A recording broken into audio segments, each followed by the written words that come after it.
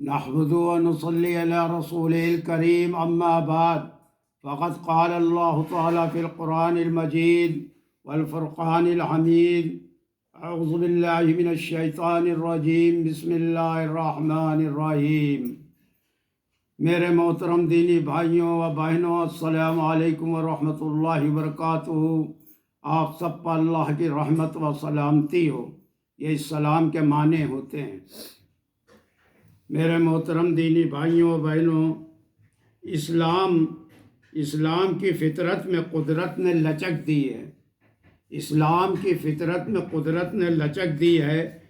اتنا ہی یہ ابھرے گا جتنا کہ دبائیں گے، اتنا ہی یہ ابھرے گا جتنا کہ دبائیں گے۔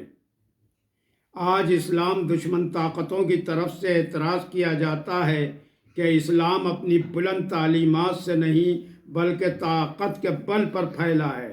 اسلام کی یہ حیرت انگیز اشاعت اور دنیا کے کونے کونے میں اتنی سرعت کے تیزی کے ساتھ پھیل جانے کا راز یہ ہے کہ مسلمانوں نے اسلام پھیلانے کے لیے تلوار کا استعمال کیا، زور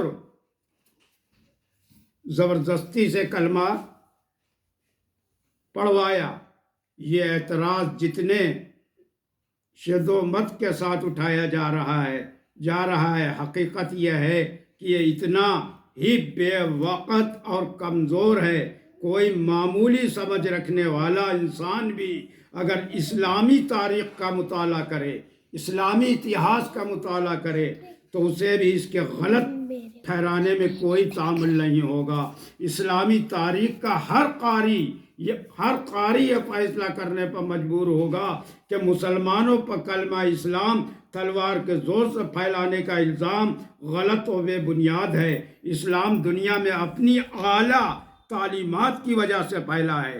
اسلام دنیا میں اپنی اعلیٰ تعلیمات کی وجہ سے پھیلا ہے۔ اسلام کی اشاعت میں لوہے کی تلوار نہیں،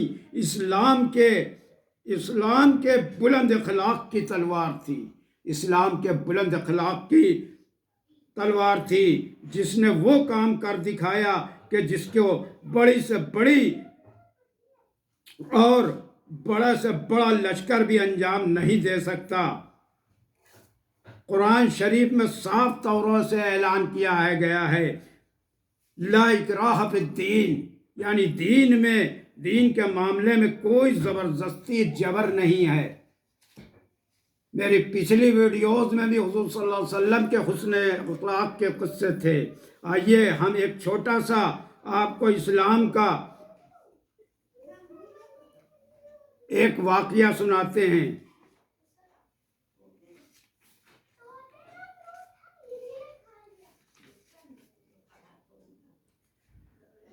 خلیفہ وقت حضرت علی رضی اللہ عنہ بازار سے گزر رہے ہیں۔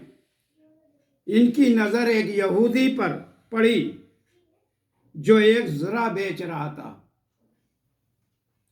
حضرت علی ایک لمحہ کے لیے ٹھٹک گئے۔ یہ زرع خود ان کی اپنی تھی، یہ زرع ان کی خود اپنی تھی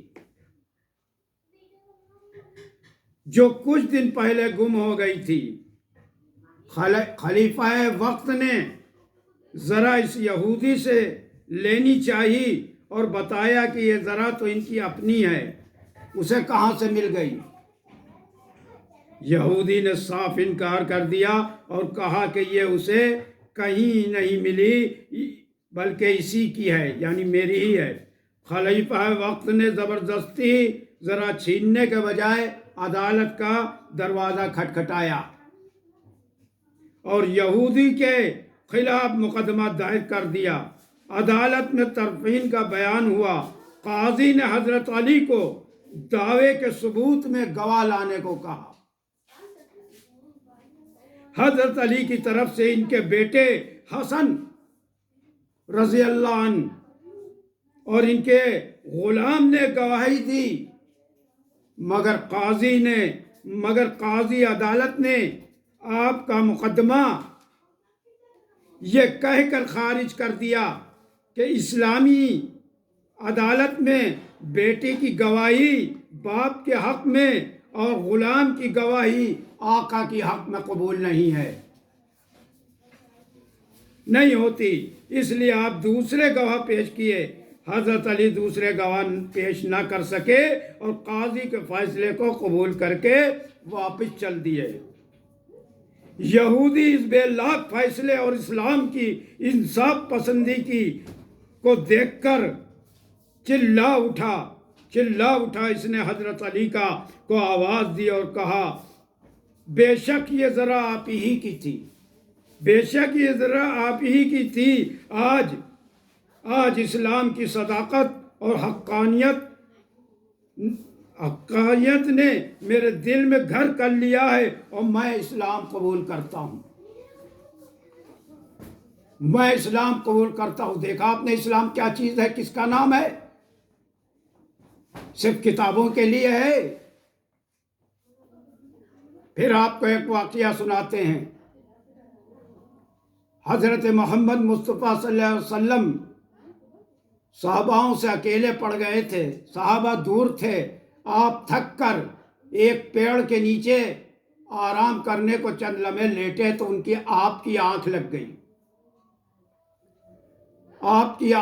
گئی، آپ سو گئے۔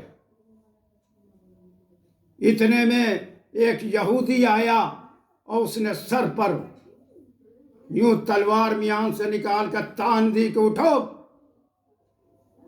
حضور صلی اللہ علیہ وسلم سے کہا، اٹھو، اب کون ہے جو تم کو ہم سے بچا لے گا؟ کون ہے اب جو تم کو ہم سے بچائے گا؟ حضور صلی اللہ علیہ وسلم نے آنکھیں کھولی، بہت ہی اطمینان کے ساتھ، بہت ہی کانفیڈنس کے ساتھ کہا، میرا اللہ۔ ارے اس کہنے میں، اس عقیدے میں، اتنے سکون میں ایک ایسا تھا کہ یہودی کے ہاتھ لرز گئے، اس کے ہاتھ پیر کانپنے لگے، تلوار چھوٹ کے گر گئی زمین کے اوپر۔ تب وہ تلوار جناب حضرت محمد مصطفیٰ صلی اللہ علیہ وسلم نے اٹھائی اور یہودی پر تانی کہ بولو اب تم کو کون بچائے گا ہم سے؟ اب یہودی کو ایمان تو رکھتے نہیں، انہیں نے کہا آپ ہی ہم کو صرف بچا سکتے ہیں۔ تو حضور صلی اللہ علیہ وسلم نے اسے نہیں مارا، وہ بھی ایمان لے آیا۔ یہ دیکھ رہی ہیں، یہ قصے ہیں، یہ کہانیاں ہیں کہ حضور صلی اللہ علیہ وسلم کے اوپر تلوار اتنے اطمینان سے ہم میں آپ کو ہے یہ ایمان؟ قطعاً نہیں ہے۔ تو جیسا ایمان ہے ویسے ہم چل رہے ہیں، جیسا ایمان پیدا کریں گے آگے بھی ویسا چلیں گے۔ وآخر دعوانا الحمدللہ رب العالمین۔ ابھی آپ کے سامنے پارہ دوسرا سیقول اور ایک آیت تلاوت کرتے ہیں، پھر اس کا ترجمہ و تفسیر بتاتے ہیں۔